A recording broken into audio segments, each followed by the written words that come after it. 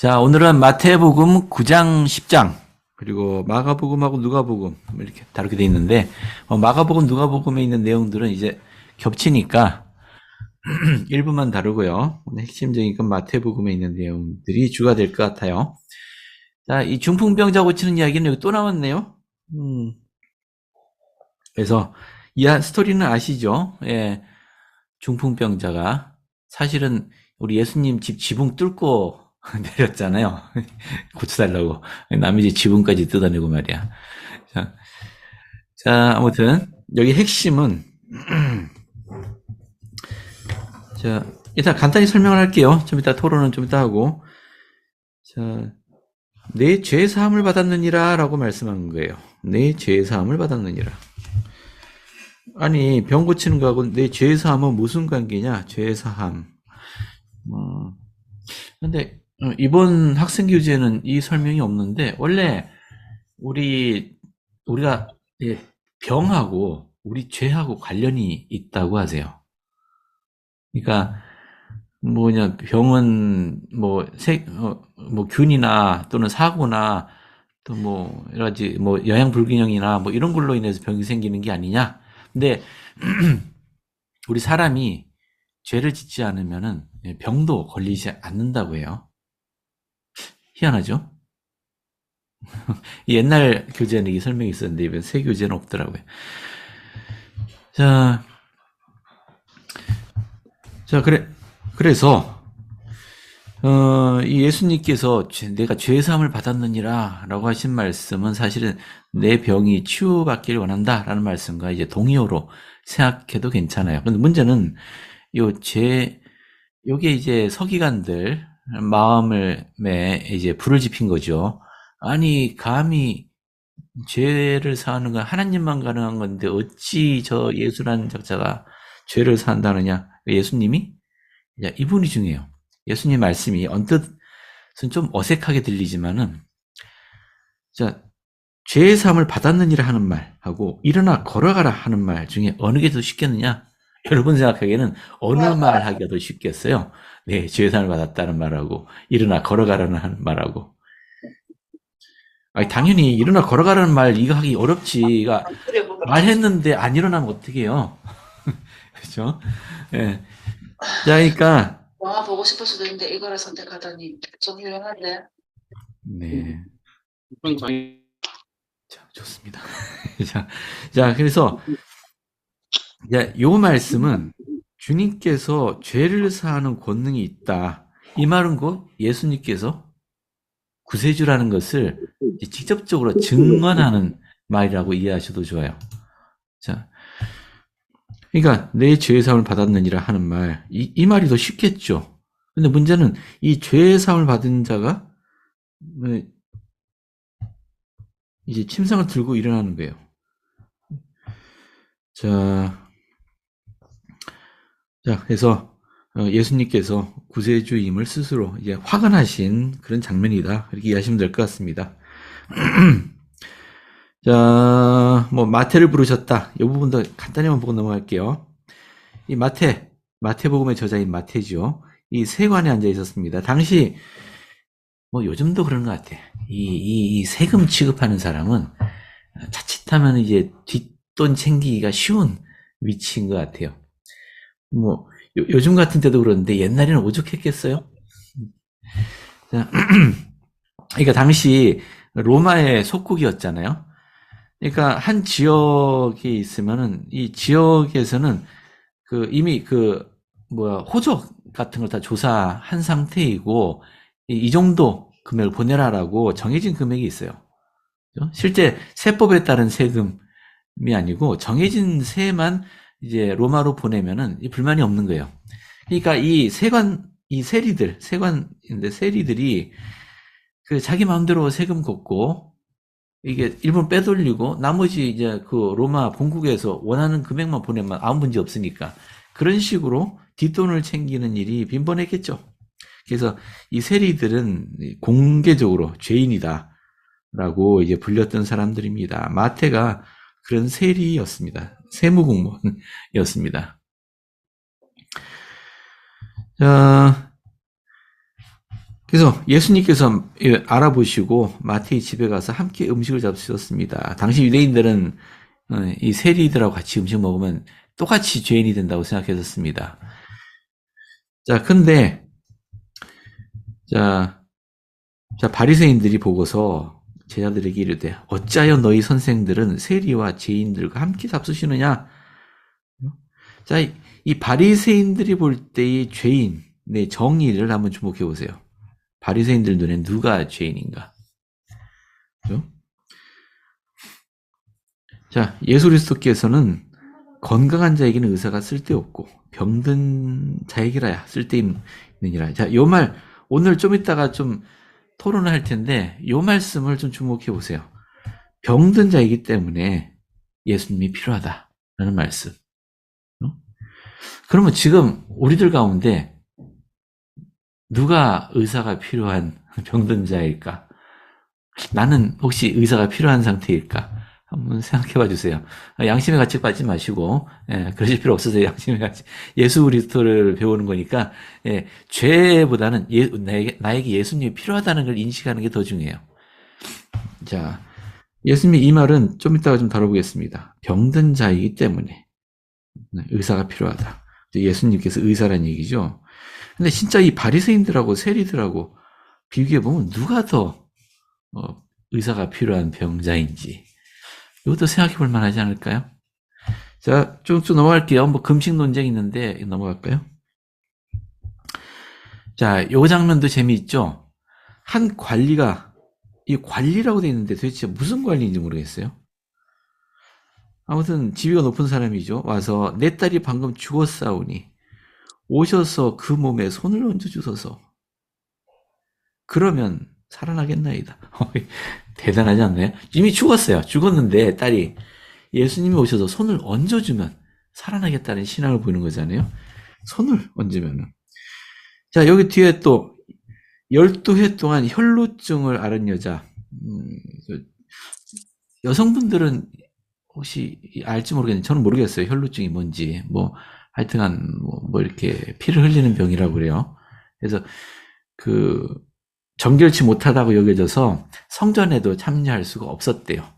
물론 나병 환자들처럼 이제 쫓겨나서 따로 산다든가 이런 건 아니지만은 아무튼 그 종교 행사에는 참여할 수 없을 정도로 이제 불결하게 여겨졌던 병이라고 합니다. 여자가 피를 흘리면은. 근데 이 여자가 예수 옷을 만졌답니다. 겉옷만 만져도 구원을 받겠다. 하니까 예수님께서 안심해라. 너가 구원받았다 하시니 즉시 병이 나았다는 얘기죠. 뭐 이런 얘기. 자, 뭐 이런 얘기들이 있습니다. 여기 또 맹인 이야기가 있네요. 맹인. 두 맹인이 따라오면서 소리 질렀습니다. 다윗의 자손이여 우리를 불쌍히 여기소서. 자, 잠깐 상상력을 한번 발휘해 보세요. 상상력을. 두 맹인이 있습니다. 그죠? 이 사람들은 평생 이렇게 살 것을 각오하고 있었겠죠. 그런데 언뜻 들려오기를 그 예수라는 분이 계시는데 그분이 만지면 어떤 병이든 낫고 걷지 못하는 사람도 걷고 막 이런다. 그런 얘기를 들었을 때 이 두 맹인이 희망을 품기 시작하지 않았을까요? 혹시 우리 동네에 혹시 그분이 오실라나 했는데 또 밖이 소란스러워서 들리는 겁니다. 예수께서 오셨다. 예수님이다. 막 그러니까 이 두 맹인이 앞도 안 보이는 사람들이잖아요. 예수님이 어디 있는지도 몰라요. 어쨌든 무조건 소리가 막 군중들의 소리가 막 들리니까 그냥 소리 지르는 거 아니에요? 제발 우리를 불쌍히 여기주십시오라고 막 쫓아오면서 소리방향으로 쫓아오면서 아마 간절한 모습으로 쫓아왔을 것 같아요.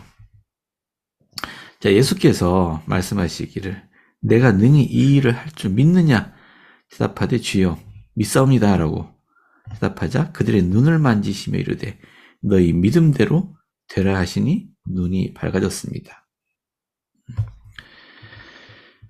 자, 뭐, 이 다음에 이제 말 못하는 사람 고치는 장면도 나오고요. 그렇죠. 뭐, 자. 일단 요약해서 한번 몇 가지 사건을 살펴봤는데, 제가 주목하고 싶은 건 이거예요. 자, 예수님이 스스로를 의사라고 칭하셨는데 이 병든 자, 의사가 필요한 병든 자, 어떠한 병에 의사가 필요할까? 혹시 우리는 예수님의 치유가 필요한 상태일까? 자, 아까 이 관리에게 하신 말씀 있죠? 관리가 뭐라고 했나요? 자, 손을 얹어주소서. 그러면 사랑하겠습니다. 손을 얹어주세요. 손을 얹어주십시오. 자, 예수님의 손길에 대해서입니다. 비디오를 하나 같이 볼게요.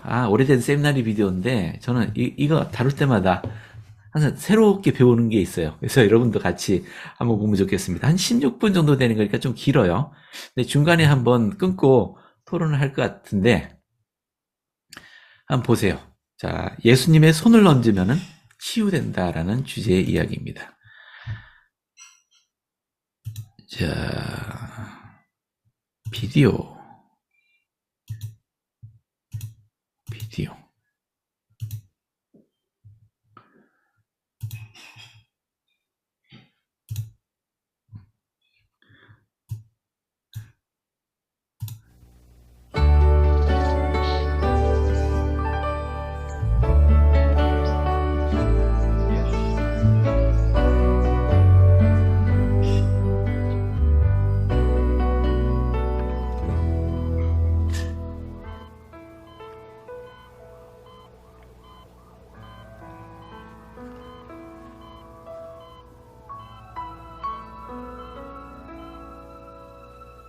그대가 치유되고 이 병에서 회복되어 가족에게 돌아가도록 축복하노라.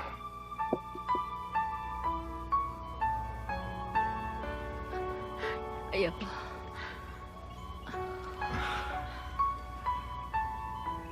좋아 보이는구려. 당신은요?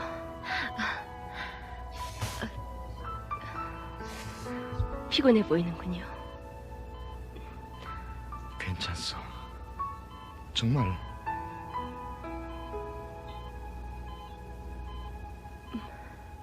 애들은 어때요?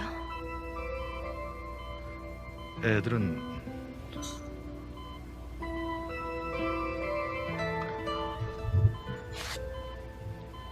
알리샤가 왔던 게 언젠지 모르겠어요. 그 애는 어떻게 지내요?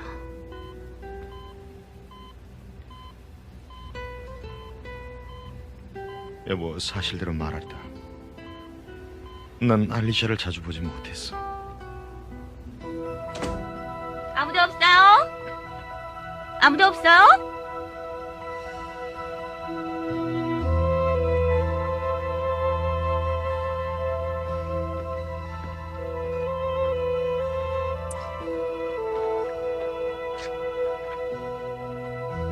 설거지? 웃기네.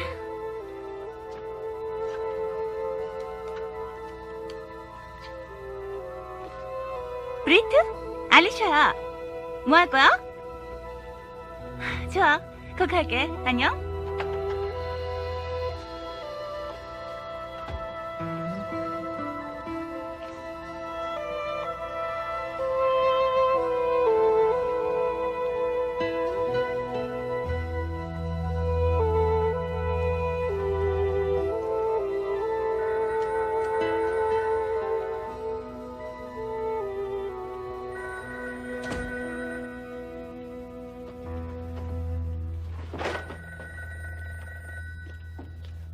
여보세요?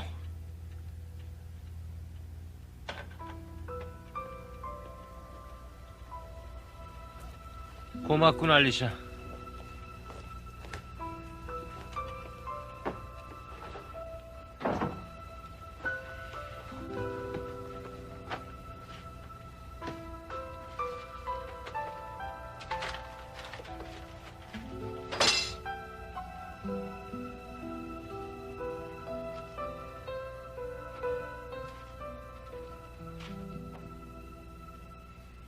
또 브렌트에게 무슨 일이 있는 건 아닌지 어제 그 애가 왔을 때 아주 낙담이 있는 것처럼 보였는데.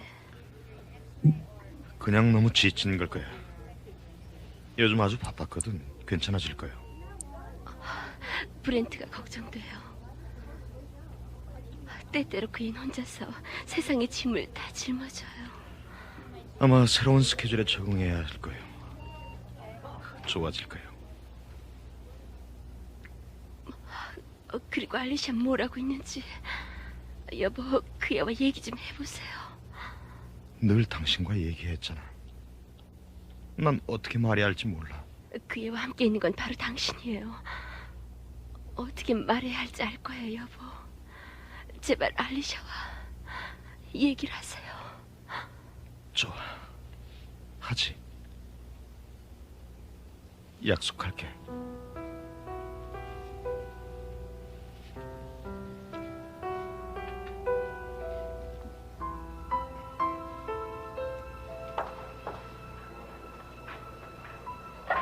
이번 관리인 696으로 전화하세요. 2번 관리인 696으로 전화하세요. 폴, 배기를 보려고 들렸네. 감사합니다. 집사람도 고맙게 얘기일 거예요. 전 이제 출근해야 합니다. 자네는 어떻게 지내나? 잘 있습니다. 배기는 괜찮아? 예. 잘 지냅니다. 더 나빠지진 않았어요. 감독님이 폐기를 축복해 주실 수는 없습니까? 폴 이미 자네가 축복했잖은가. 훌륭한 축복이었어. 하지만 폐기는 더 나아지지 않아요.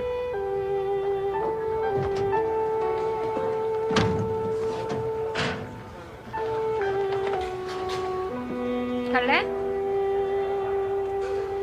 나보는 코프론 선생님 강의 듣고 싶니? 가자. 좋아.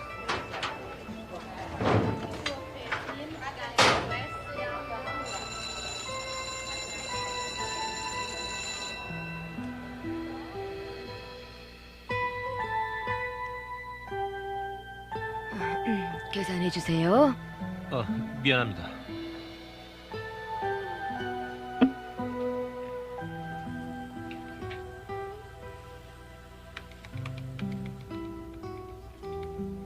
얘기 좀 하자. 엄마는 낯선 사람하고 절대 얘기하지 말랬어요. 알리샤, 우린 얘기가 필요해. 좋아요. 하지만 너무 늦었어요. 엄만 너를 걱정하셔. 나도 그렇고. 네가 오지 않아서 엄마는 섭섭해하더구나.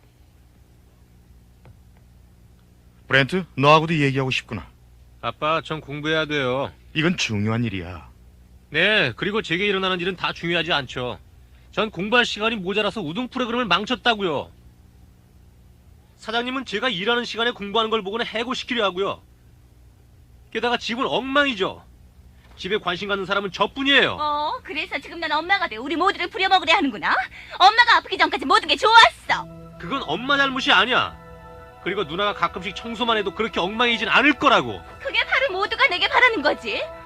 이거 치워, 저거 치워, 여기 가지 마, 10시까지 돌아와. 나도 희망과 감정을 지니 살아 숨쉬는 사람이라는 사실은 전혀 안중에 없어. 그런데 날 염려하고 내 말에 귀 기울여주는 친구들이 있어. 그런데 걔들은 여기 안 살거든. 그래서 미안하지만 알리샤, 엄마가 여기 없어서 유감이다. 그러나 엄마는 없고 아빠 나 아무것도 할 수가 없다. 어떻게 해야 할지 모르겠어. 아빠로서는 어쩔 수 없어요. 엄마는 알 거예요. 하지만 여기 안 계세요.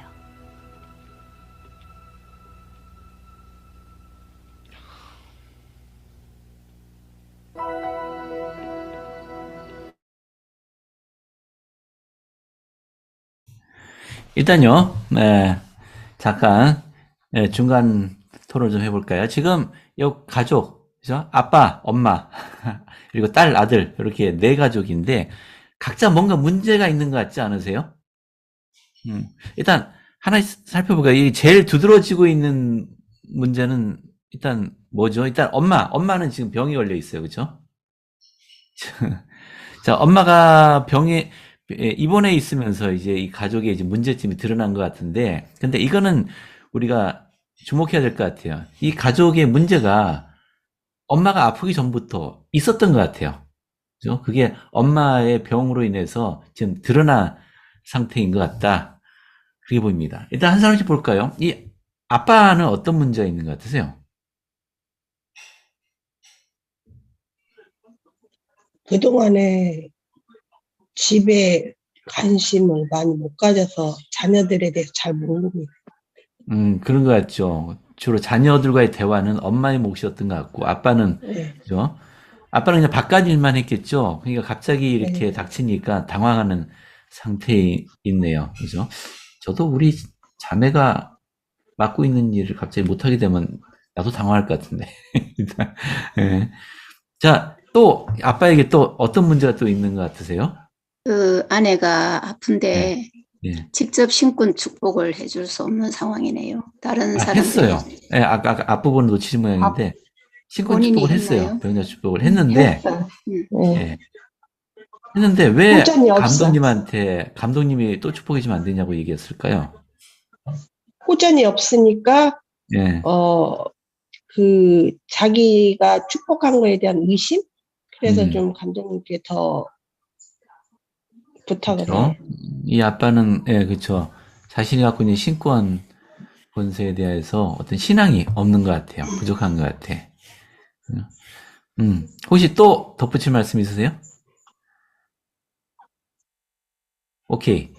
그러면 이 딸, 여기 주님에 대한 신뢰가 부족하다라고 글 올리셨습니다. 그렇죠. 아빠도 누군가에게 축복을 받아야 될 것 같아요. 동의합니다. 아빠도 축복이 필요할 것 같아. 그죠? 우리 집과 비슷하네요. 라고 제가 알려주신 분이 계십니다. 저한테 다이렉트 메일로 보내주셨어요. 누군지는 안 밝히겠습니다. 좋습니다. 자, 이 딸은 어떤 문제가 있는 것 같으세요? 엄마가 부재로 인해서 마음을 못 붙이고 이제 좀 안 좋은 친구들과 어울리기 시작하는 것 같습니다. 그렇죠. 안 좋은 친구들과 어울리고 있는데 이제 엄마가 없으니까, 그죠? 엄마가 없었는데 왜 그렇게 되어버렸을까? 그죠? 이 딸은 아마 자기는 가족들이 관심을 못 받고 있다고 느끼는 것 같아요. 네. 그러니까 엄마가 있을 때는 그나마 나았는데 엄마가 안 계시니까 이제는 우리 가족 중에 아빠나 또 남동생은 자신에겐 관심이 없다. 그러니까 나를 이해해주는 친구들한테 가겠다. 뭐 그런 태도예요. 좋습니다. 근데 이 아들도 문제가 있나요? 그러니까 이 아들은 성실한 아들인 것 같은데. 근데 뭐가 문제죠? 큰딸 입장에서 와닿으시면 됩니다. 맞아요. 개인의 심정을 가족이 몰라주는 것 같다. 그렇죠. 그러니까 사람은 자기를 좋아해주는 사람, 곁에 있고 싶어 하는 법이잖아요. 그죠? 근데 지금 아빠나 동생은 자기를 좋아하지 않는 것 같다. 라고, 그죠? 딸이 사춘기 맞는 것 같습니다. 그죠? 아이고. 이 아들은 자기 것만 잘하는 아들인 것 같다. 무슨 의미죠? 자기 것만 잘한다고요?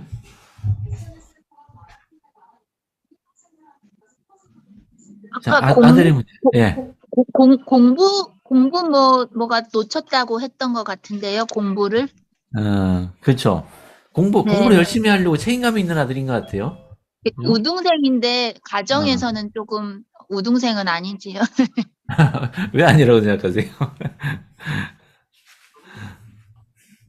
아니, 아들은 아무리 봐도, 그죠? 이거 엄마가 부재하니까 집안일도 챙기려고 하고, 그죠? 공부도 하려고 하고, 근데 아까 엄마가 그런 얘기를 했어요. 그 아들에 대해서 걔는 세상의 짐을 다 짊어지려 한다. 근데 책임감이 있는데. 맞아요. 책임감이 있다고 말할 수 있는데 이것도 문제일 수 있을까요, 여러분? 그러니까 지나치게. 예, 책임감이 있는 것까지는 좋은데 자기가 삶을 즐기지 못하고 너무 그러니까 그러니까 모든 문제들을 자기가 다 해결을 해야 된다고 생각하고 그렇게 하다 보면 왜 그 좋은 것보다는 그냥 모든 것들이 다 짐으로 느껴지고 음. 네, 그런 상황인 것 같아요. 네. 그래서 버거울 것 그렇죠. 같아. 버거워요. 그죠? 이 아들의 어깨가 무겁습니다. 근데 그 제가 보면은 이 딸과 같은 문제를 가지고 있는 사람도 있는 반면에 우리 교회 회원들 가운데는 이 아들과 같은 문제를 가지고 있는 사람이 훨씬 더 많아요. 네, 맞아요. 예, 이게 아들이 뭔가 잘못하고 있다는 얘기가 아니에요. 근데 왜 이렇게 어깨 짐이 무겁게 느껴지는 걸까요?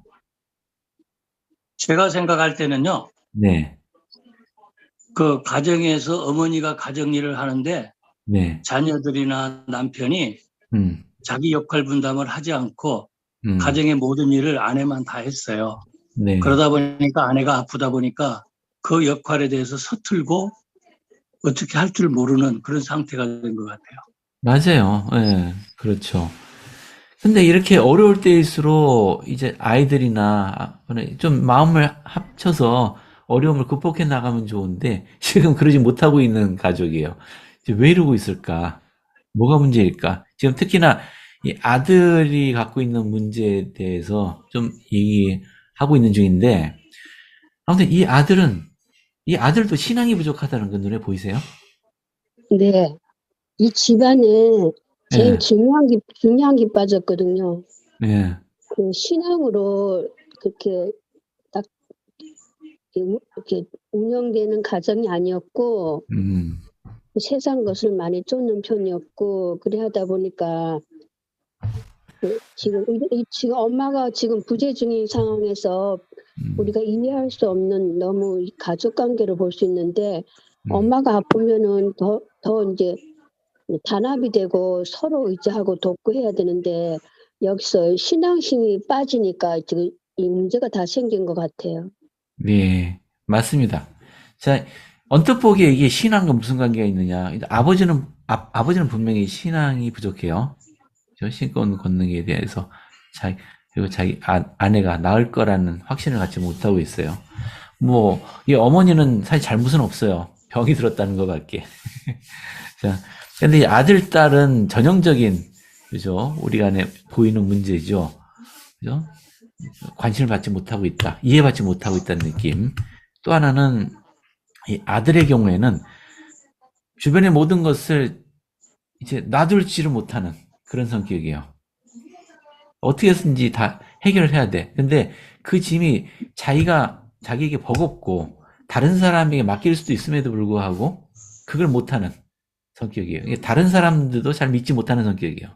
오히려 우리 교회 회원들, 성실한 교회 회원들 가운데는 이 아들과 같은 문제 가진 사람들이 많습니다. 난 열심히 하는데 왜 이게 인정을 받지 못하는 거지? 왜 안 받아들여주는 거지?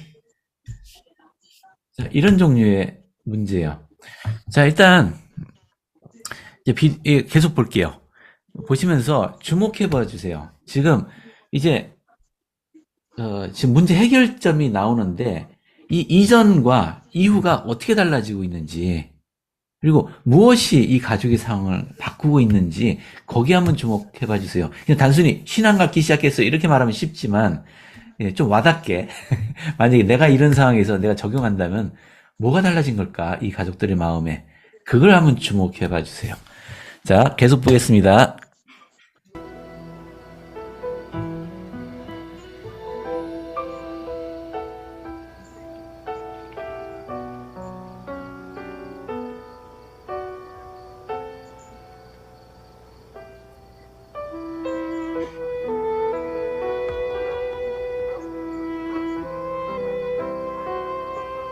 폴, 어서 오게.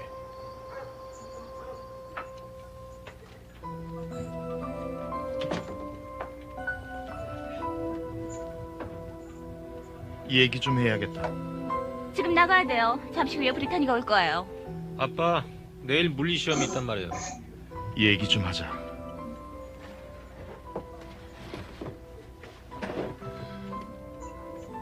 잠깐이면 돼.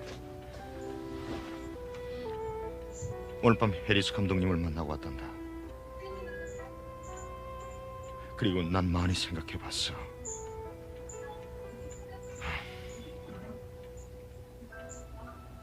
너희 엄마가 아픈 후부터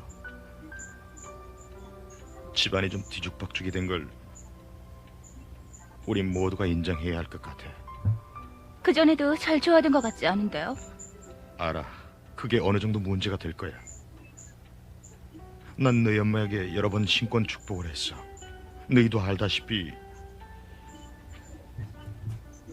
난 지난 몇 년 동안 본격적인 신권 소유자가 아니었어. 만일 내가 아빠, 자책하지 마세요. 자책이 아니야. 우리 가족에 대해 걱정하는 거야. 감독님은 내게 병 고침과 신앙에 대해 말씀하셨지. 그분은 우리 집에서 엄마만이 환자가 아닐 거라고 하시더구나. 그리고 어떤 형제가 한 말씀을 읽어주셨는데 그것은 예수님께서 손을 얹으신 것은 무엇이라도 살아나리라는 것이었지. 만일 그분이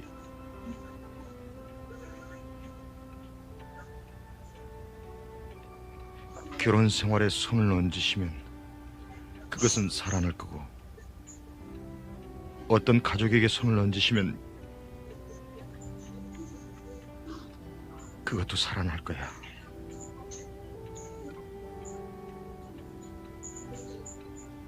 난 지금이야말로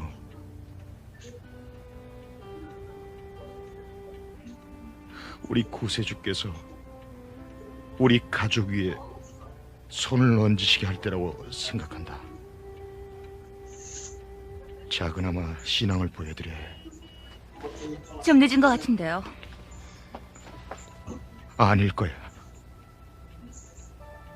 최소한 노력이라도 해보자꾸나. 알리샤?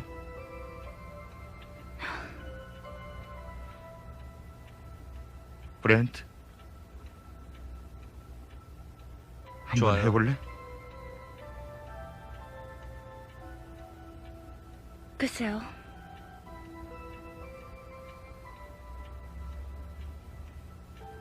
이해한다.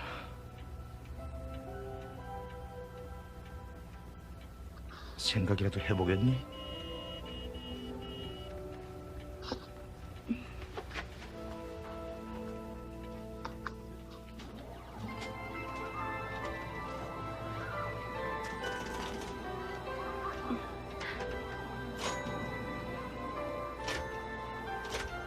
너 괜찮니? 돌아가야겠어.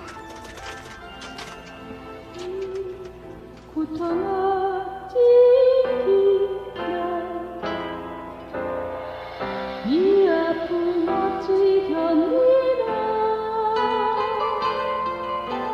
왜 내겐 이렇게 삶이 힘들까 기도하며 구하세 실족하기 전에 구하여 주소서 하루를 더 견디고 고통을 겪는 나에게 누가 도와줄까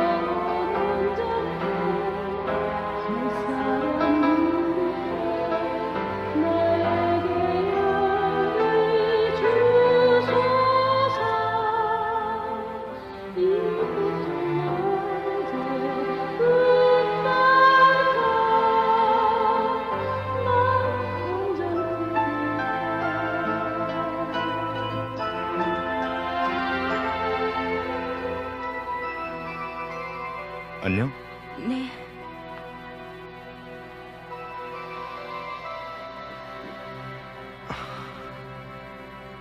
엄마가 뭐라고 말씀하실까? 이런 일은 서툴던가. 어떻게 지내니? 라고 하실 거예요. 어떻게 지내니? 주는 나를 위해 목숨을 버리셨네. 신앙으로 주 믿으면 온전케 하시리. 주 자비로 감싸주시고 평안을 주시네. 내 영혼 고치시는 주 믿으면 널 온전케 해주시리.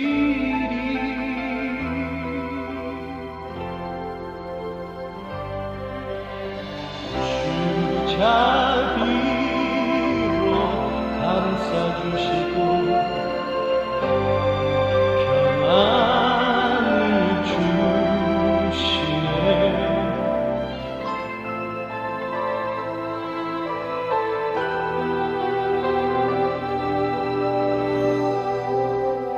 내 영혼 고치시는 주 믿으면 널 온전케 해주시리.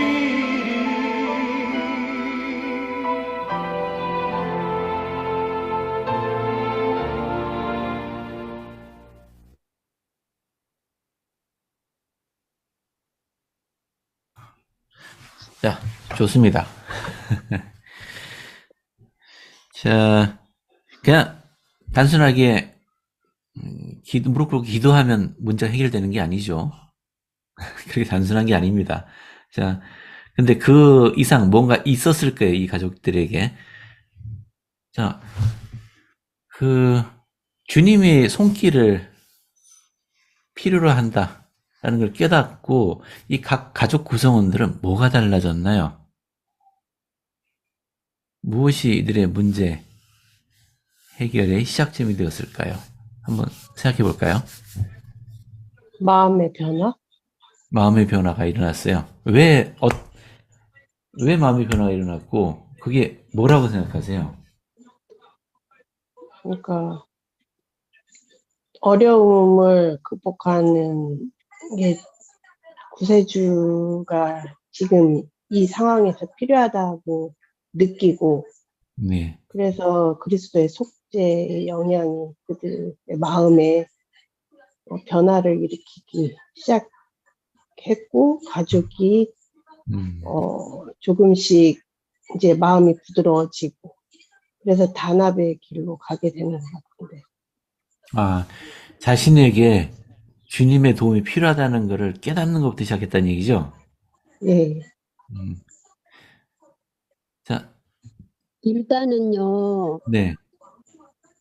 가장이 신권의 열쇠에 대해서 얘기를 했고, 그로 인해서 자녀들이 생각하게 되는 계기가 됐어요. 그렇죠. 감사합니다. 이 글이 몇 개 올라왔네요. 우리 김원준님. 아들이 완벽주의인가요? 그렇죠. 완벽주의죠. 완벽주의 아들. 그리고, 그렇죠. 자기 혼자만의 힘으로 모든 걸 버티려고 한 것 같다. 감사합니다. 혼자 회원이시라 힘드시다고요. 어이구. 자, 겸손. 주님을 신뢰하고 찾았다. 무릇 징계가 당시에는 즐거워 보이지 않고 슬퍼 보이나 후에 그런 말미암아 연단받은 자들은 의와 평강의 열매를 맺느니라. 지금 이 가족이 겪고 있는 것이 일종의 징계라고 보시는 것 같아요. 그리고 뭔가 깨달음을 의로운 주기 징계. 위한. 네. 말씀하세요. 왜 더 나은 가족이 되기 위한 의로운 징계가 아닐까. 주님께서 뭔가 깨달게 하기 위해서. 맞아요. 예, 우리의 징계가 주어질 때는 대개의 경우 뭔가 가르치고 싶은 것이 있으시다라고 생각하시면 맞을 것 같아요. 예, 최소한 저희 경우는 그랬어요. 내가 뭔가 배울 것이 있다. 그래서 깨우치게 하기 위해서. 좋습니다. 일단 한 사람씩 다시 한번 짚어볼까요? 일단 실제로 병에 걸려 있는 이 어머니는 주님의 손길이 지금 어떻게 작용하고 있나요?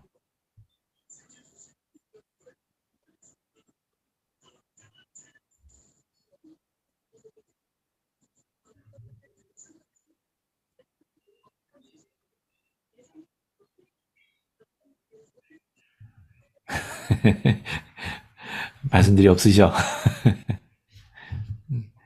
엄마의 경우는 엄마는 어떤 자녀나 또는 남편에 대한 그런 사랑과 또 그리고 그 아끼는 그 마음이 충분히 있는 것 같은 인상을 받았고요.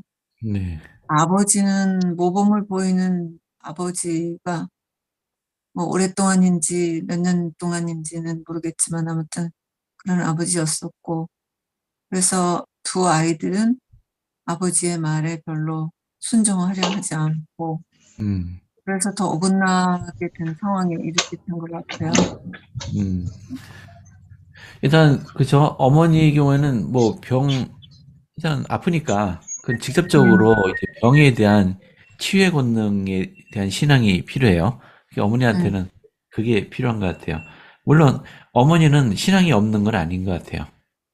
네. 하지만 일단 어머니는 병이 나아야 됩니다. 시간이 필요하겠죠. 자, 근데 중요한 건 이제 외적인 병이 아니고 마음의 병을 앓고 있던 이 가족 구성원들. 아버지는 신앙을 행사하면서 뭐가 달라지고 있었다고 생각하세요? 자기 자신이 어떤 신권의 권능을 행사하기에는 너무너무 부족하다는 것을 깨닫는 걸 보면 네. 분명히 합당하지 않게 아버지로서 남편으로서 합당하지 않게 생활하는 것 같고요. 네, 신권 소유자로서 활동적인 회원은 아니었던 것 같다고 보이네요. 그죠? 네. 네. 그러니까 아이들은 아버지를 신뢰하지 않았고 그 가장인 아버지에 대한 신뢰나 그런 것이 없어서 각자 소리를 높이고 있는 것 같아요. 네, 그랬었죠. 근데 이제 그 주님의 손길을 받아들이면서 이제 어떻게들 변해갔느냐, 이제 그걸 얘기하고 싶어요. 아버지는 어떻게 변했죠? 아버지는 자신에 대한 자책감이나 그런 것으로 인해서 대단히 자신이 부족하다는 걸 알고 네. 굉장히 그 상태에서 겸손해질 수밖에 없는 상황이었던 것 같고요. 네. 그래서 딸도 이제 그런 모습을 보면서, 왜 보통 엄마가 병원에 입원하면 다 가족들이 다 걱정하고 한 마음이 되는 게 보통이잖아요. 네.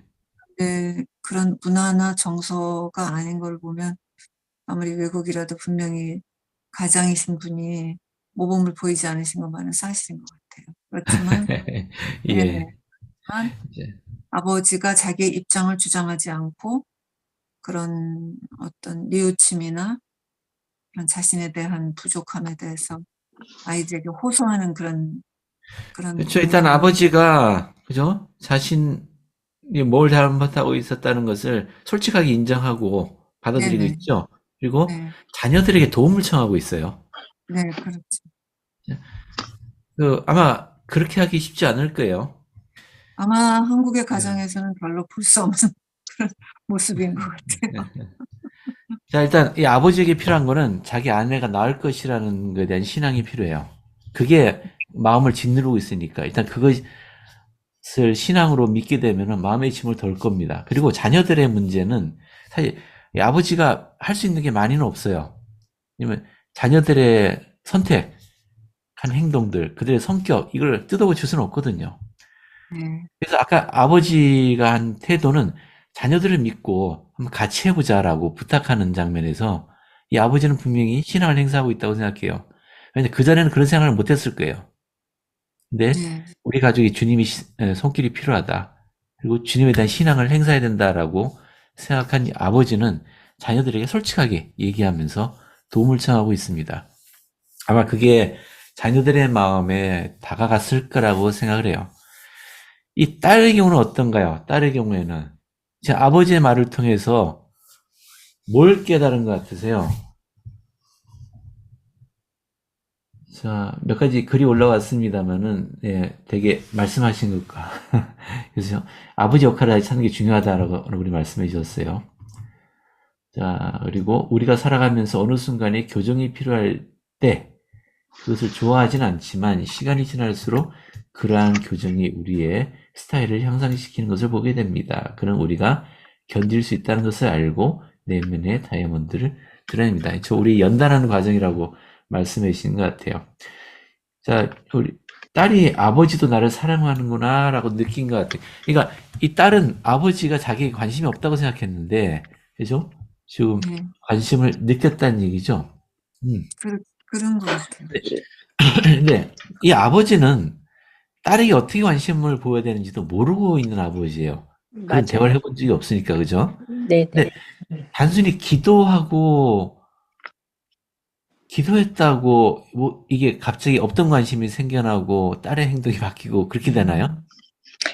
이게 보면 비디오 전편에서는 네. 가족들이 모두가 다 네. 그러니까 자기만을 알아주고 자기만 괴롭다라고 생각을 했던 것 같아요. 아, 그러네. 네, 엄마의 부재로 인해서 자기들이 다 고통받다고 생각을 했는데 이제 그 아버지가 감독님을 만나고 뭔가 우리 가족들의 문제를 인식하고 바꾸려고 했을 때 그러한 변화를 통해서 가족들이 서로를 바라보는 것들을 볼 수가 있었거든요. 그리고 네. 그 중심에는 가족들 모두가 그리스도를 바라보면서 서로를 바라보고 내가 아닌 다른 사람의 아픔을 어루만져 주려고 하는데 방법을 모를 때 솔직하게 이야기하잖아요. 이럴 때 네. 엄마라면 어떻게 했으면 좋겠냐고. 그래서 그러한 솔직함, 잘 뭐 매끄럽게 하지 않지만 그러한 진실한 마음들이 가족들이 서로가 하나가 될 수 있고 또 이렇게 예수 그리스도라는 그 90점을 통해서 이렇게 하나가 되는 그런 모습들, 그리고 그 가족이 가지고 있는 문제를 세상적인 방법이 아니라 복음 안에서 이렇게 해결하는 그런 모습들을 보게 됐던 것 같아요. 예, 맞습니다. 고맙습니다. 사실은 우리 대부분 아마 이런 비슷한 경험들을 갖고 계실 것 같아요. 그죠? 내가 사랑해야 마땅한 사람과의 관계 문제, 그리고 해결되지 않는 그런 고통. 근데 주님께서는 어떤 방식으로 이 문제를 해결하도록 도우시는가, 이걸 이제 이해하시면은 좋겠어요. 그래서 일단은 이런 경험이 있으신 분 얘기를 좀 듣고 싶어요. 이게 실제로 주님을 받아들이게 되면, 주님의 손길을 받아들이면은 이런 방식으로 문제 해결이 되어가는 것 같더라. 혹시 이런 이야기 해주실 분 있으세요?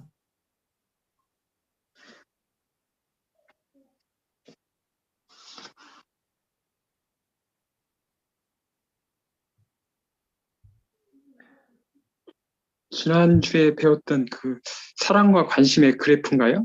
예. 네, 그것이 통했다고 생각합니다. 예, 통했다고. 고맙습니다.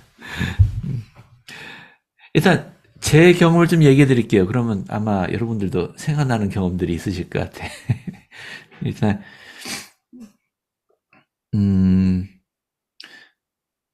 그러니까 제 가정 안에도 하여튼 사소한 문제들은 많이 있었거든요. 우리 자매하고 저도 냉랭하게 대할 때도 있고, 아이들도 막 좀 사납게 행동할 때도 있고. 근데 그 신앙을 행사하겠다라고 생각하고 주님과 솔직하게 상의했을 때 일어나는 일 중에 하나가, 제가 영이 저에게 무엇을 얘기하는지를 느끼기 시작한다는 거예요. 그전에는 그냥 내 인위적으로 내 생각대로 모든 걸 처리하고 가족들을 대했다고 한다면은 영이 좀 다른 얘기를 하시는 걸 깨닫게 돼요. 아니야, 그런 방식이 아니고 이런 방식으로 해봐. 아까 그 비디오에서 그 아이 아버지가 사실은 아직도 딸하고 어색하잖아요. 딸하고 어떻게 대화했는지도 모르는데. 근데 아마 마음속으로 생각했겠죠. 딸하고 마주쳤는데 뭐라고 이야기해야 되지? 하고 아마 마음속으로 기도했을지도 모르고요. 그때 성신이 그렇게 속삭였을 것 같아요. 솔직하게 얘기해봐. 너가 어떻게 대화할지 모르겠다라고. 아마 그래서 그 아버지는 그렇게 얘기했을지 몰라요. 이런 경우는 엄마는 어떻게 얘기했을까? 별거 아닌 것 같지만은 이런 작은 것이 큰 영향을 미치거든요. 작은 일에서 큰 일이 일어나는 것을 경험하게 됩니다. 예, 저의 경우는 그랬어요. 아무튼 작은 일, 이건 그냥 네가 해버려. 그러면 아무 문제 없어. 뭐 이런 식이라든지 아이 잘못하고 있는 아이에게 그러지 말고 그냥 안아줘. 그런 거. 또는 아이가 화가 났을 때, 알아서 방에 들어가 버렸을 때 다른 거 하지 말고 그냥 가서 옆에 앉아 있어봐. 뭐 이런 거. 근데 의외로 그러니까 한번 그런 적이 있어요. 우리 딸 중에 하나가 엄마한테 실망해갖고 쾅 닫고 나가버렸어요. 엄마가 자기 이해 못 해준다고. 그래갖고 나가버리고 방에 들어가 버렸어요. 그래서 저는 어떤 일이 났는지 모르지만은 아무튼 저는 아이 따라서 방에 들어갔어요. 뭐 무슨 일이냐, 뭐 어떻게 했냐 이런 얘기 안 하고 그냥 아이에게 한두 마디 걸었을 뿐이에요. 근데 아이가 금방 마음이 풀어지더니 엄마한테 가서는 엄마 미안해. 그러더라고요. 제가 아이한테 그렇게 뭐 아이 잘못을 깨우쳐 준다든가 뭐 그 문제에 대해서 얘기한다든가 그런 게 아니었어요. 그냥 가서 아이에게 별거 아닌 얘기 한두 마디 걸었는데 그게 아이에겐 컸던 것 같아요. 그런 식으로 주님의 영이 나에게 뭘 하는 게 현명한지를 깨닫게 해주는 것 같아요. 그게 제 행동을 바꾸고 다른 사람들에게 영향을 미치는 것 같다라는 생각이 들었어요. 혹시 여러분도 그런 경험들이 있지 않나요?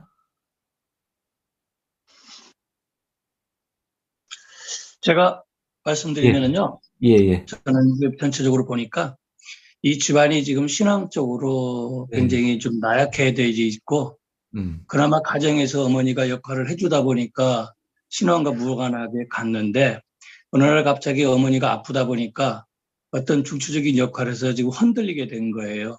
맞아요. 그랬을 때 아버지가 역할을 하려고 하다 보니까 신권을 가진 형제로서의 그동안 합당성이라든가 이런 부분에 미약함을 느끼면서 불안한 거죠. 예, 맞아요. 우리가 신앙을 가지고 생활하면서 기도하고 가정의 밤을 일주일에 한 번 주기적으로 했다 그러면 사실상 이렇게 대화가 안 되지는 않았을 거예요.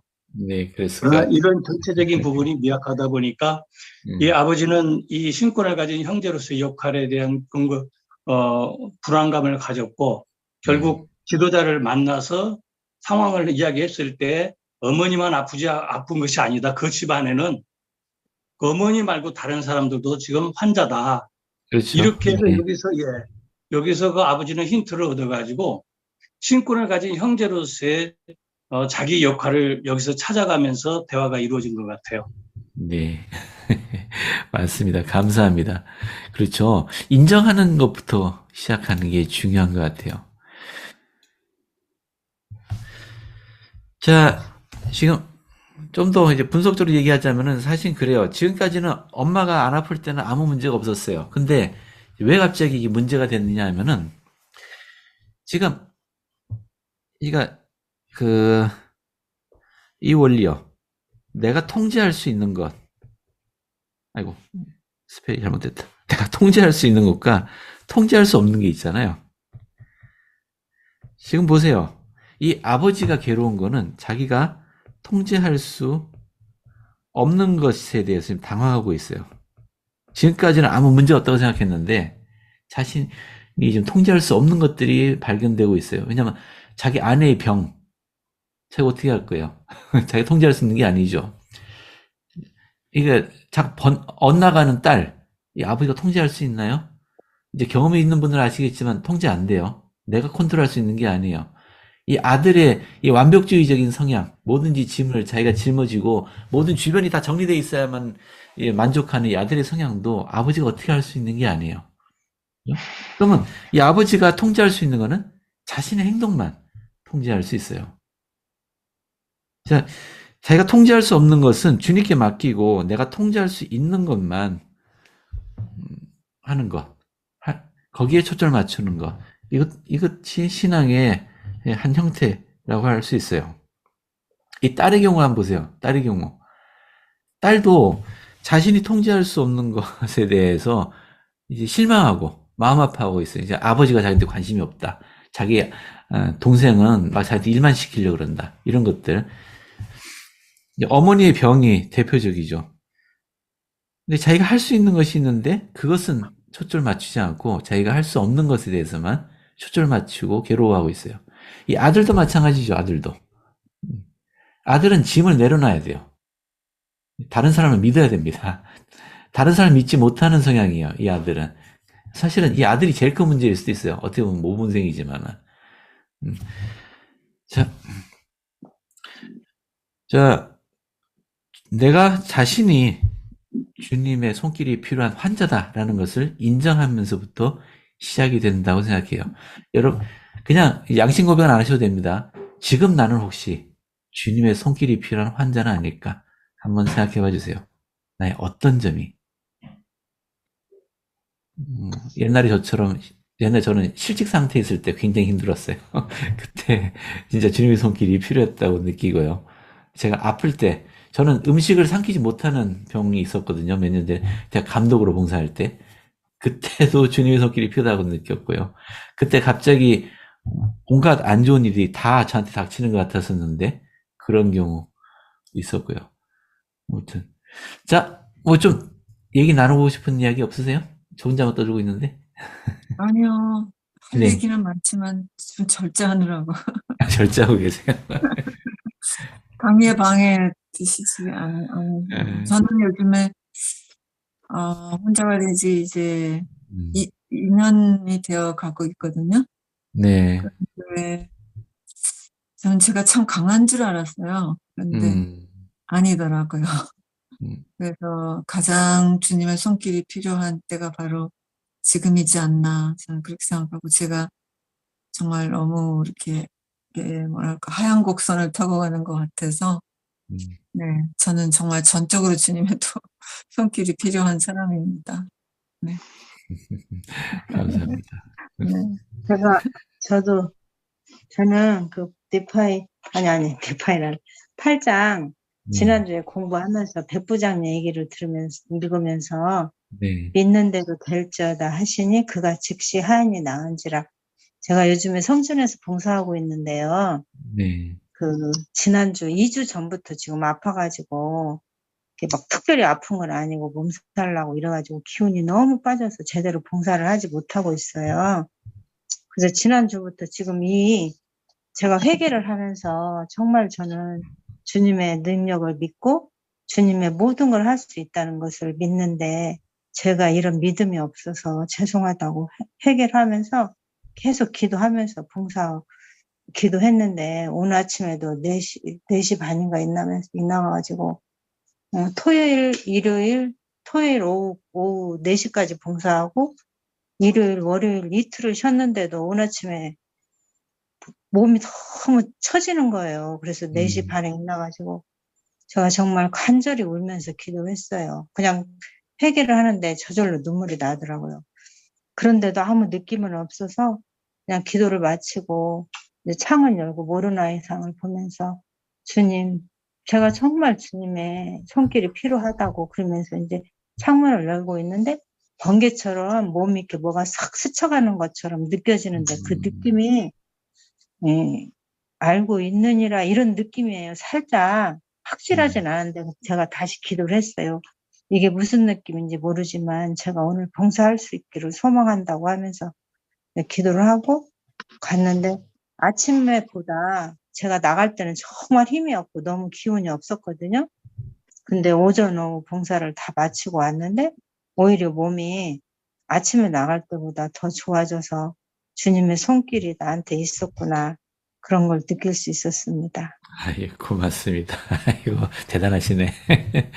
자, 좋습니다. 자, 주님이 손길을 얹으시면은 우리 육신의 병이나 마음의 병이나 모든 질병으로부터 치유받을 수 있다라는 것을 이야기 나눠봤습니다.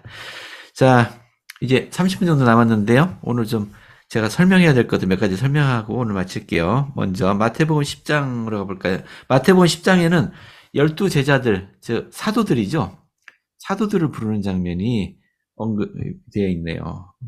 자, 12제자들에게 더러운 귀신 쫓아내고 병 고치고 약한 것을 고치는 권능을 주셨다. 오. 자, 그리고 12제자들의 이름이 있죠. 베드로, 그죠? 안드레, 야고보, 요한, 바돌로메가 갑자기 생각이 안 난다. 도마, 마테, 뭐 알페오의 아들 야고보, 뭐 시몬 및 가룟 유다. 예, 나다나엘, 그렇죠. 아, 감사합니다. 나다나엘. 나다나엘이라고도 불렀죠. 자, 자, 주님께서 이방인의 길로도 가지 말고 사마리아의 고을로도 들어가지 말라. 즉, 그 유대인들에게만 가르치라는 얘기입니다. 이스라엘 집에 잃어버린 양에게로 가라. 나중에 예수님 돌아가시고 나서는 이제 이방인들에게 가라고 명하시죠. 그건 사도행전 공부할 때 공부하겠습니다. 자, 여기 전대나 금이나 은이나 동이나 가지지 말고 이제 선교사업을 내보내는 겁니다. 사방으로 내보내면서 선교사업하라고 내보내면서 여행을 위해서 배낭이나 두벌 옷이나 신이나 지팡이를 가지지 말라라고 말씀하셨어요. 근데 이게 당시 유대인 풍습에 그 여행하는 자를 맞아들여서 그들을 먹이고 하는 게 당시 유대인들 풍습이래요. 그러니까 가서 그 어느 지역에 가든지 거기 이제 신뢰할 만한 사람 집에 머물면서 이렇게 대접받는 게 이게 당연한 일이었다 그래요. 근데 우리 학생 교재를 보면은 그렇죠. 여행자를 대접하는 당시 사회적 관습과 상통하는 일이었답니다. 근데 누가복음에 가면은 좀 다르게 말씀하세요. 누가복음 어디 갔냐? 누가복음 22장이니까 이건 이제 예수님 이제 말년이죠. 돌아가시기 얼마 전에 제자들에게는 또 이렇게 말씀하셨어요. 너희가 전대나 배낭과 신발도 없이 보내었을 때 부족한 것이 있느냐? 하니까 제자들이 없었나이다 라고 말씀하시는데, 자, 이제는 전대가 있으면 가져가고 배낭이 있으면 가져가라. 그리고 검 없는 자는 겉옷을 팔아서라도 검을 하나 사라. 이 성상 나오는데 왜 검을 사라고 할까요? 이렇게 하는 이유가 이제 불법자의 동류로 여김을 받았다. 이제 주님께서 이렇게 명하신 이유는 이제 예수님에 대한 적대감이 유대인 가운데 팽배해졌어요. 그리고 이제 조만간 이 제자들이 이방인들에게도 가서 선교사업을 해야만 돼요. 그래서 기조를 바꾸신 겁니다. 이제는 이런 것이 필요하다. 전대나 배낭이나 신발 이제 챙겨서 다녀라 라고 말씀하신 이유가 그런 이유예요. 두 가지요. 유대인들 간에 적대감이 팽배해졌기 때문에 더 이상 대접받으며 다니기 어려워졌다. 또 하나는 이방인들에게 선교사업 하려면 필요하죠. 이방인들은 이 접대하는 문화가 없으니까. 자, 그렇다고 해요. 자, 다시 마태복음 10장에 너희 발의 먼지를 떨어라 라는 말이 있어요. 이제 제자들에게 다니면서 어느 집에 들어가면 평안하기를 빌어라. 그 집이 합당하면 너희가 빈 평안이 거기 임할 것이지만 만일 그 집이 합당하지 아니하면 평안이 너희에게로 돌아올 것이니라.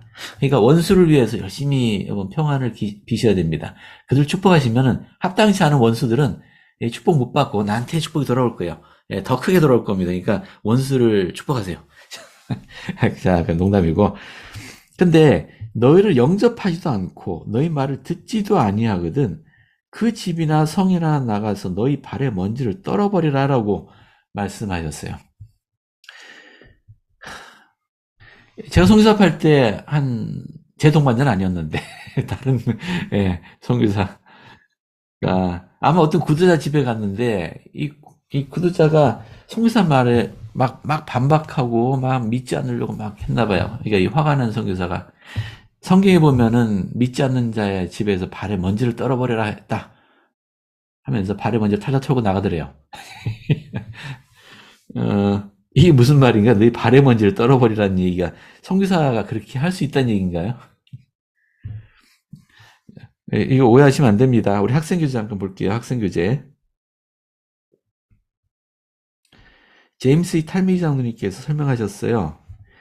이게 유대인은 격식을 차려서 발에 먼지를 떨어버리는 것을 다른 사람에 대해 남기는 증거로, 즉 절교, 앞으로 일어날 결과에 대한 책임을 나는 책임이 없다라는 그런 상징적인 행위였다고 해요. 그런데 우리 교리화성학 보면은 여기 24편에 교리화성 24편에 이 마지막 경륜의 시대에도 너희 발에 신발에 먼지를 떨어라 라고 말씀하셨거든요. 이거에 대해서 말씀하셨습니다. 이건 의식이라고 하셨어요. 이 의식은 매우 심각한 문제를 다루는 것이므로 제1회장단과 12사도 정원의 지시 없이는 절대로 해서는 안 된다라고 하셨습니다. 이건 내 임의로 막 발에 먼지 떨고 가면 안 돼요. 이거는 의식입니다. 우리 의식인지 모르고 있는 몇 가지가 있어요. 우리 성경에 나오는데 그중에 대표적인 게 이 발에 먼지를 떠는 의식이고요. 또 하나는 저기 발 씻어주는 거 있죠. 네. 그거 하시면 안 됩니다. 그것도 의식이에요. 주님께서 괜히 성찬식 소개하시면서 제자들 발 씻긴 게 아니에요. 그것도 의식이고 제가 알고 있기로는 성전에서만 행하는 특별한 의식으로 알려져 있어요. 이건 사도들 우리 부름받을 때 받는 의식으로 알고 있습니다. 그러니까 뭐 학교에서 애들한테 자 성경 이런 게 있으니 우리 한번 하면 서로 봉사 정신을 키우자. 뭐 이건 학교에서 하는 건 우리가 말릴 수는 없는데 교회 회원들은 알고 있으면 이런 거 활동하시면 안 됩니다. 자, 이해하시죠? 청소년 대회 하는데 예수님께서 하셨더니 발 씻기를 한번 해보자. 아니 몇 년 전에 우리 스테이크에서 청소년 대회 계획하면서 이걸 얘기하더라고. 내가 절대로 하면 안 된다고 내가 아주 설득하느라 힘들었어요. 이해를 못 하더라고. 왜 하면 안 되냐고. 예, 하면 안 됩니다. 이게 의식이에요. 예, 제1회장단 지시 없이는 해서는 안 되는 의식입니다. 자, 참고로 알아두세요. 자, 또 뭐냐. 또 제자들을 성교사 보내면서 주님이 하신 말씀입니다. 내가 너희를 보내는 게 양을 이리 가운데 보내는 것 같다. 마음이 아프죠? 이 순진한 이 제자들 가서 무슨 일이 당할까? 이리 가운데 보내는 것 같다 하시면서 이렇게 말씀하셨어요.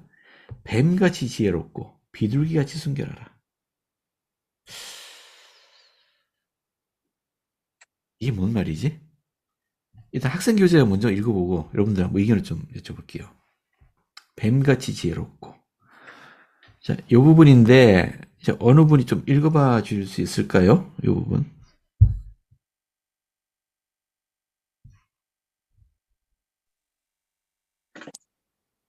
구주께서는 복음을 전파하도록 제자들을 보내실 때 뱀같이 지혜롭고 비둘기같이 순결하라라고 말씀하셨다.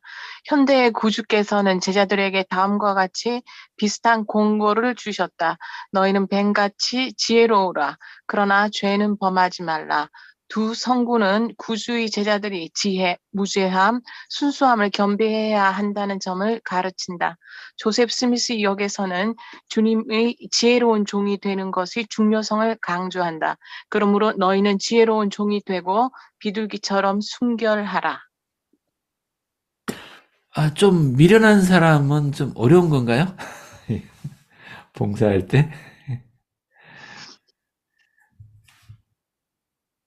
이 뱀같이 지혜로우란 말이 이게 뱀은 좀 안 좋은 인상이 있잖아요. 근데 뱀같이 지혜로우라.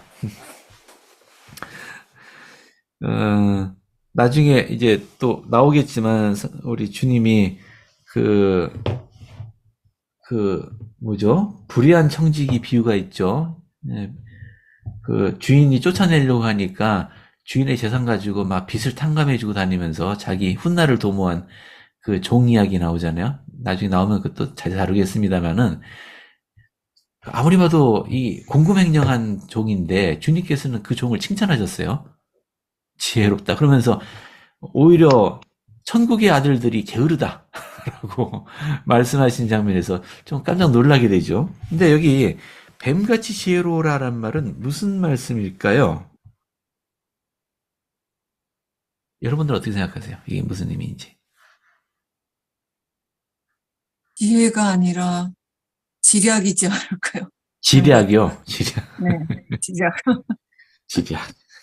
그 단어가 어울릴 것 같아요. 지략. 필요하죠. 그죠? 무작정, 맹목적으로,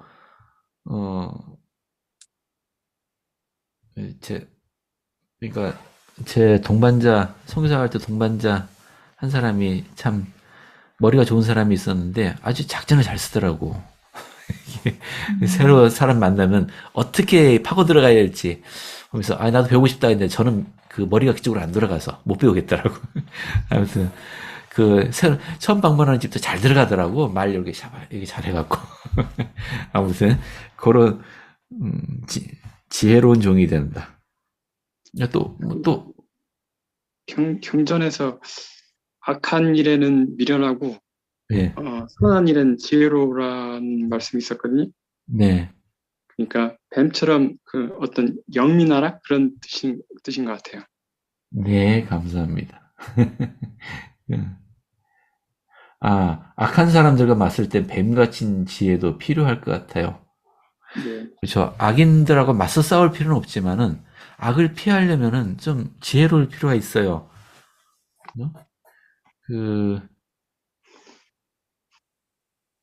뭐 예를 들긴 좀 그러네. 저번에도 말씀드린 적 있었는데. 여러분 교회 생활할 때도 항상 좋은 일만 있는 건 아니에요. 그죠? 현명해야 될 필요가 있는 때가 종종 있어요. 네, 고맙습니다. 전성민 형제 무슨 말씀 하시려 했어요? 네. 저번에도 말씀드렸는데 사자성어 중에 경이원지라는 말씀이 있었는데 악한 사람을 만나면 존경은 하나 멀리 해야 된다는 말이거든요. 좀 그런 식으로 피하고 있어요. 그렇죠. 회사 직장 상사가 영 사람이 안 된 사람이야. 그래도 직장 생활은 지혜롭게 해야죠. 그러면서 어떻게 하면 그 사람 좀 피할 수 있을까? 제가 적절하게 말했나? 아무튼. 근데 교수님께서는 저번에 적대감이 가장 무서운 거라고 그래가지고 좀 그렇죠. 그렇더라고요. 그것도 또 경이원지도 또. 적대감 없이 대하는 것은 진짜 지혜가 필요할 것 같아요. 그죠? 네. 사람이 영 안 될 사람인데 그런 사람도 적대감 없이 어떻게 대할 수 있을까? 좋습니다. 그러니까 지혜롭되 순결하라는 얘기는 죄를 짓는 방식은 쓰지 마라. 하지만 할 수 있는 최선의 머리를 굴려봐라. 이렇게 이해하면 될까요? 의로운 비판이라고 저번에. 의로운 비판. 좋습니다. 자, 그죠? 그냥 둔하게, 곰같이 무조건 그냥 밀고만 나가는 게 다는 아니다. 그래서 교회 일을 할 때, 주님의 일을 할 때도 지혜로워야 된다. 그죠? 효과적인 방식으로 일을 할 수 있어야 된다. 단, 죄를 짓는 방식은 선택하지 마라. 그렇게 이해하면 좋을 것 같네요. 자, 이것도 이제 우리가 경전 공부하면서 당화하는 부분인데요. 여기. 이거? 예. 자, 마태복음 10장이죠. 34절에 내가 세상에 화평을 주러 온 줄로 생각하지 마라. 화평이 아니요 검을 주러 왔노라. 아니 평강의 왕이시라며 주님이. 근데 내가 화평을 주러 온 걸로 생각하지 말라고 하셨어요. 왜 한 입으로 두 말 하실까? 내가 온 것은 사람이 그 아버지와 딸이 사람이 그 아버지와 딸이 그 어머니와 며느리가 시어머니와 불화하게 하려 합니다. 이러시면 안 되지. 가족의 평화를 이루어야지 불화를 주신다고 하시죠. 사람의 원수가 자기 집안 식구리라. 그죠? 아버지나 어머니를 나보다 더 사랑하는 자는 내게 합당하지 아니하고 아들이나 딸을 나보다도 더 사랑하는 자도 내게 합당하지 아니하며. 뭐 요건 좀 이해가 되죠. 왜냐면 아브라함이 그랬잖아요. 아브라함 자기 아들보다 하나님을 더 사랑했죠. 네. 하나님이 네 아들을 제물로 바치라니까 진짜 바치려고 했잖아요. 그건 이해가 됩니다. 하나님을 사랑하는 게 먼저고 그 다음에 사람을 사랑하는 거죠. 자, 그런데 그래도 요 말은 이해가 안 되잖아요. 그죠? 아니, 사람의 원수가 자기 집안 식구가 원수랍니다. 이게 무슨 말이냐? 자, 일단은 학생 교재를 읽어보고 여러분들의 의견을 한번 구해볼게요. 자, 그러니까 이 성구에서 우리가 배워야 될 것은 예수 그리스도께서 주신 메시지가 항상 화평을 가져오는 것은 아니다. 는 의미다. 그런 얘기예요. 복음이 항상 화평을 가져주는 건 아니다. 이건 우리가 경험하잖아요. 복음을 수호하다가 죽은 사람도 있고요. 우리 초기 우리 성도들은 이 회복된 복음을 지키겠다고 하다가 쫓겨났죠. 몇 번씩 쫓겨나고 광야에서 평문을 지나다가 뭐 숨지기도 하시고 뭐 그러셨죠. 그건 예수 그리스도의 메시지가 항상 화평을 가져오는 건 아니라는 걸 이해할 수 있습니다. 특히나 가정에서요. 자, 에즈라 탭트 벤슨 회장님 말씀 한번 읽어볼게요. 무엇보다도 어려운 시험의 하나는 여러분이 하나님을 기쁘게 해드리는 것과 여러분이 사랑하고 존경하는 사람, 특히 가족을 기쁘게 하는 것 중에서 선택을 해야 하는 것입니다. 니파이의 선한 부친이 한때나마 주님에 대해 불평했을 때 니파이도 그런 시험을 받았으나 그는 그것을 훌륭하게 처리하였습니다. 욥은 자신의 아내조차 하나님을 저주하고 죽으라고 말했을 때에도 주님께 충성을 바쳤습니다. 경전에는 내 부모를 공경하라 라고 적혀 있지만 때로 인간은 하나님 아버지를 육신의 아버지 이상으로 공경하기를 선택해야 합니다. 혹시 이런 경험 있으세요? 선교 사업을 갖고 싶은데 예. 어머니 혼자서 그렇게 힘들게 가정을 꾸리고 나갈 때 과연 그게 쉬울까요? 아들인데 선교 사업을 나가려고 할 때 그렇지만 그것은 옳은 일이기 때문에 과감히 나갈 수 있는데 많은 사람들은 엄마에게 효도하지 않는다고 많은 사람들이 손가락질하죠. 그럴 수도 있겠네요. 자, 그래요. 예, 우리 교회 지침서 보시면은 참고로 말씀드릴게요. 교회 지침서 보면은 이 형제가 없으면은 가족들의 생기가 어려울 경우 선교 사업을 안 나가도 된다고 돼 있어요. 옛날에 제가 감독일 때 그런 지침에서 요즘 새로운 지침은 어떤가 모르겠네요. 예. 그래서 너무 부담 갖지 마세요. 선교사. 또 진짜 복음을 수호하려다 보니까 가족과 원수가 되었다. 예를 들어서 이제 저는 시어머니가 이제 아주 불교에 아주 그냥 그렇죠. 예. 저는 이제 교회 침례받은 그런 상태였는데 네. 우리가 서로 뭐라 그러는 게 아니라요. 옆집에 사는 아주머니들이 와가지고 뭐라 했냐면 집에서 한 방에서는 나무아미 탑을 그러고 내 방에서는 아멘 그러면 집안이 안 된다고. 안 된다고. 그냥 열변을 토하고 가시더라고요. 근데 결국 어머니가 이제 교회에 들어오셔서 그렇게 하게 된 데는 정말 기막힌 이유가 있었습니다. 그래서 그분은 놓게 됐고 이제 교회로 오시게 됐지만 사실 어쩌다 만난 사람한테는 우리가 깍듯하게 뭐 인사도 하고 항상 친절한 아주 나이스하게 이렇게 대하잖아요. 네. 그렇지만 사실 가정에서의 우리 각자 한 사람 한 사람이요. 진짜 원색의 감정을 드러내고 막 그런 경우가 너무 많잖아요. 맞아요.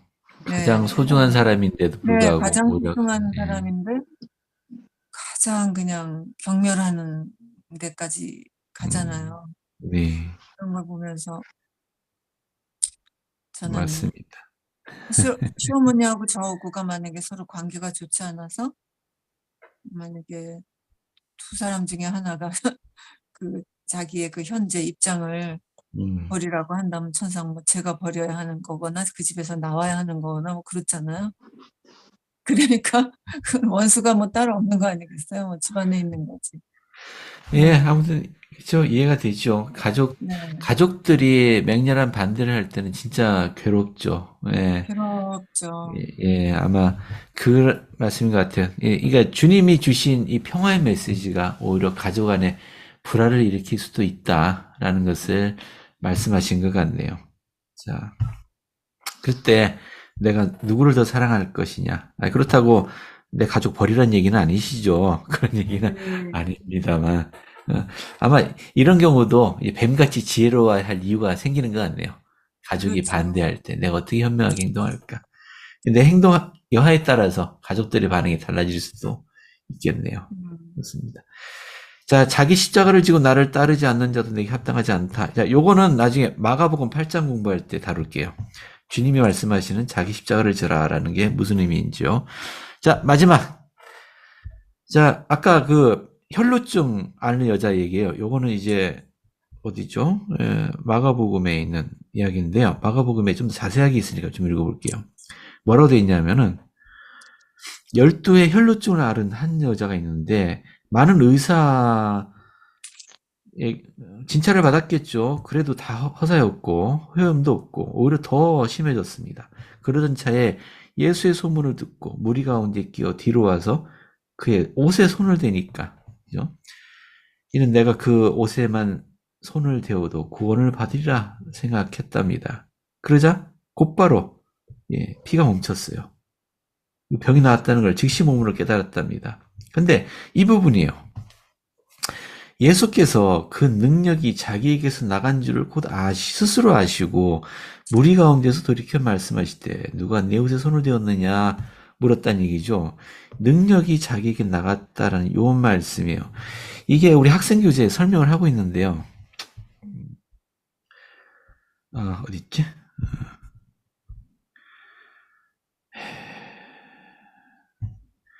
여기 능력이란 말이 영어로는 virtue라고 되어 있어요. virtue. 이게 뭐 권능 또는 힘을 의미한답니다. 그리스 원어에서는.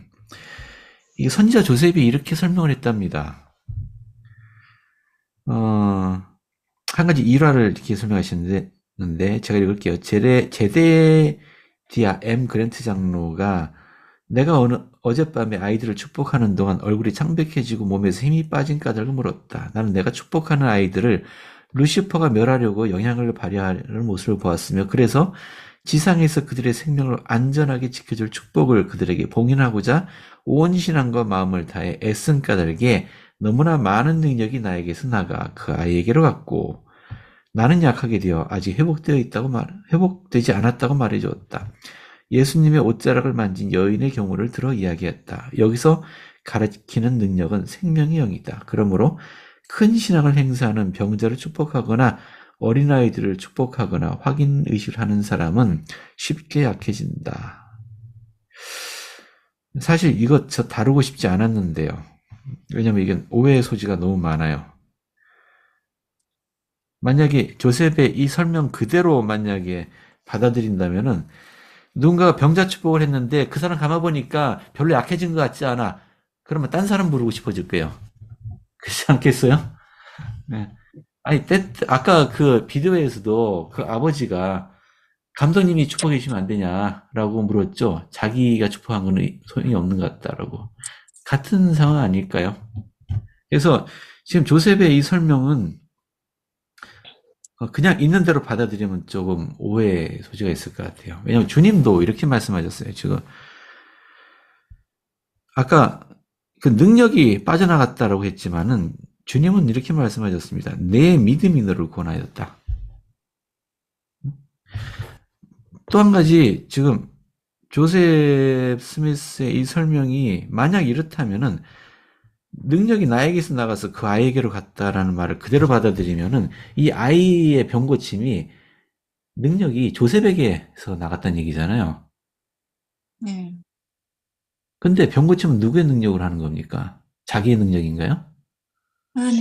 주님의 능력으로 하는 거잖아요. 하늘의 능력으로 병고치는 거예요. 내 능력이 아니고. 네. 아마 조셉의 이 설명은 좀 오해 소지가 많은 방식으로 설명한 것 같아요. 우리가 영적인 일에 굉장히 힘을 쏟고 하면은 우리가 쇠약해지는 건 사실이에요.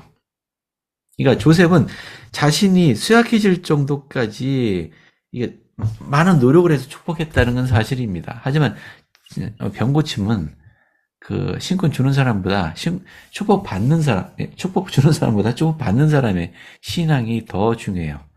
그래서 이 병자를 가장 사랑하는 사람이 설령 저 활동 회원이라도 이 병자를 가장 사랑하는 아버지가 축복하도록 권하는 겁니다. 그래서 이건 오해하지 않으셨으면 좋겠습니다. 조셉의 말을 제가 부정하는 게 아니고 잘못 받아들이지 않으시도록. 네. 혹시 이 말 보고서 보니까 우리 감독님이 축복하셨는데 감독님 표정이 변화가 없네. 별로 얼굴이 하얘진다든지 별로 힘이 빠진 게 없는 거니까 별로 능력이 없으신 것 같아. 그래서 아무래도 사도분이 오셔야 될 것 같아. 뭐 이렇게 생각하지 마시라는 얘기예요. 네. 그런 의미로 받아들이시면 안 됩니다. 하지만 우리가 기도를 열심히 하고 어떤 일에 대해서 우리 영적인 힘을 쏟을 때는 이렇게 기진맥진하는 경우가 있어요. 네. 자, 그것은 사실입니다. 자, 오늘 여기까지 할까요? 자, 예수 그리스도 이름으로 전해집니다. 아멘.